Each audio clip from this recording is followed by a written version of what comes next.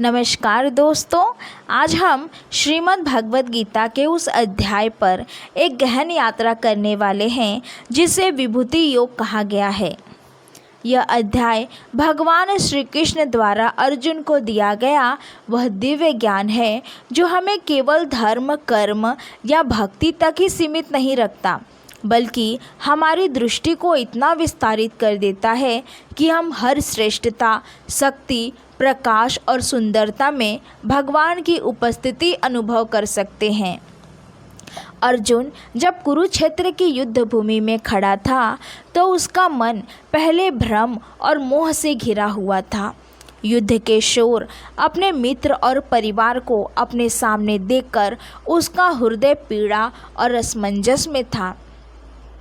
लेकिन अब श्री कृष्ण के ज्ञान और भक्ति मार्ग के उपदेशों के बाद वह यह जानने के लिए उत्सुक हो गया कि भगवान जो इस पूरे ब्रह्मांड के स्वामी हैं, उनकी विभूतियाँ इस संसार में कैसे प्रकट होती है और हमें उन्हें कहाँ कहाँ देखना चाहिए। यह प्रश्न केवल जानकारी के लिए नहीं था, बल्कि भक्ति और अनुभव की जिज्ञासा का प्रतीक था। अर्जुन ने कहा, हे माधव, आपने मुझे कर्म, ज्ञान और भक्ति का जो दिव्य मार्ग दिखाया है, उससे मेरा मन और हृदय बहुत शांत और स्थिर हुआ है। अब मैं यह जानना चाहता हूँ कि आपकी विराट विभूतियाँ कौन कौन सी है, ताकि मैं हर श्रेष्ठता और शक्ति में आपका अनुभव कर सकूँ और मेरी भक्ति और दृढ़ हो। यह प्रश्न उस साधक का प्रतीक है जो केवल मुक्ति या ज्ञान नहीं चाहता, बल्कि भगवान की अनुभूति हर जगह करना चाहता है।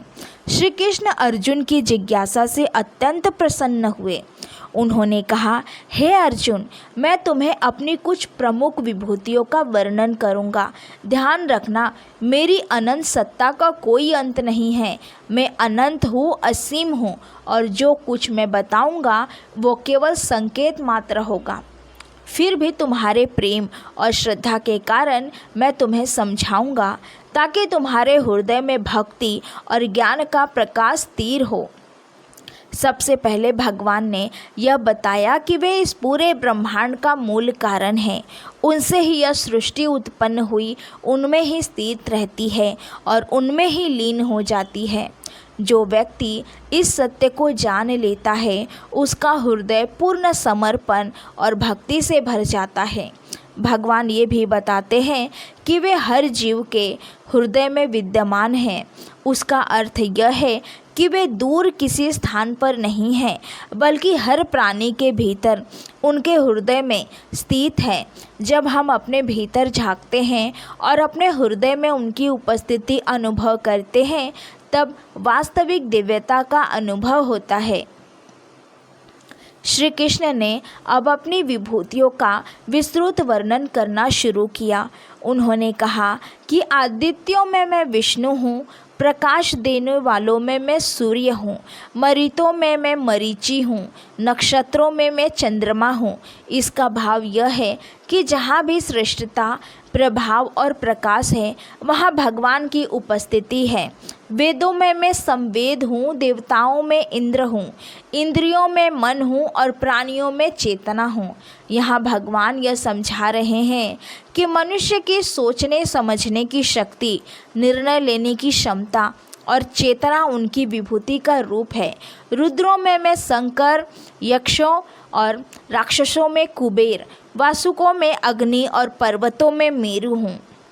उनका अर्थ यह है कि शक्ति, स्थिरता और प्रमुखता जहाँ भी दिखाई देती है, वहाँ भगवान की उपस्थिति है। वे कहते हैं कि पुरोहितों में मैं बृहस्पति हूँ, सेनाओं में स्कंद हूँ और जलाशयों में समुद्र हूँ। समुद्र की विशालता और गहराई की तरह भगवान भी अपरिमित और अनंत है। महर्षियों में मैं भृंगु हूँ, वाणियों में मैं एकाक्षर, ओम, यज्ञों में जप, यज्ञ और स्थावरों में हिमालय हूँ, वृक्षों में पीपल, देवऋषियों में नारद, गंधर्वों में चित्ररथ और सिद्धों में कपिल मुनि उनकी विभूतियाँ हैं।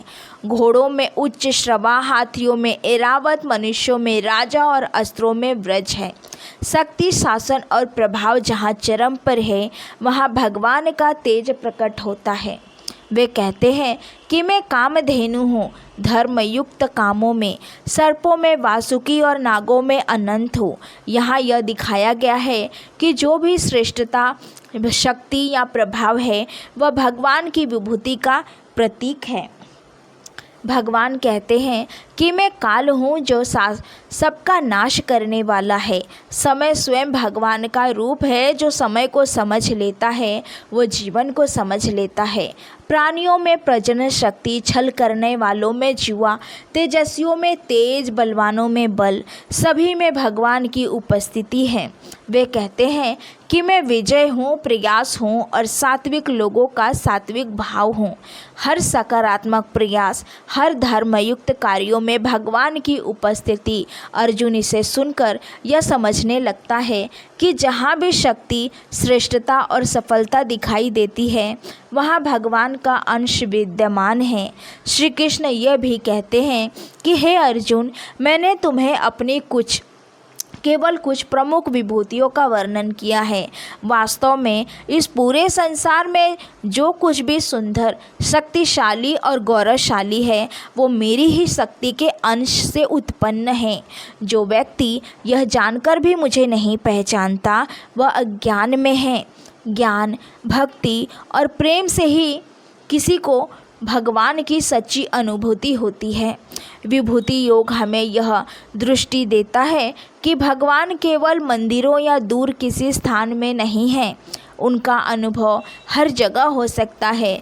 सूर्य की रोशनी में, पर्वत की स्थिरता में, समुद्र की विशालता में, समय की गति में और हमारे अपने हृदय में।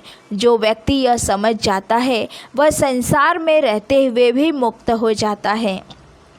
अर्जुन इस उपदेश को सुनकर अत्यंत प्रसन्न होता है। उसका हृदय भगवान के प्रति पूर्ण भक्ति में स्थिर हो जाता है।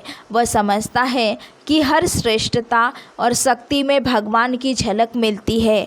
यह ज्ञान उसे अहंकार से मुक्त करता है और उसे हर स्थिति में स्थिर बनाता है।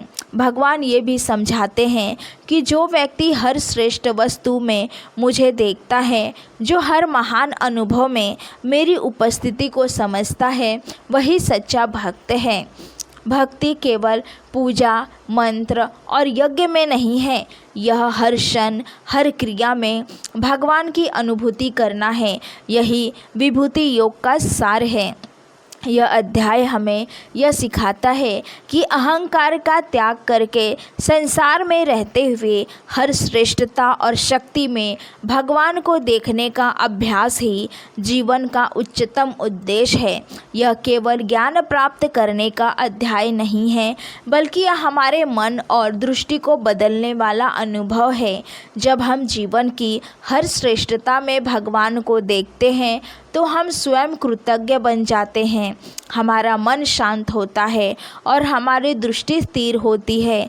यही वह अवस्था है जहाँ व्यक्ति संसार में रहते हुए भी गुणों से ऊपर उठ जाता है और भक्ति के मार्ग पर अग्रसर होता है।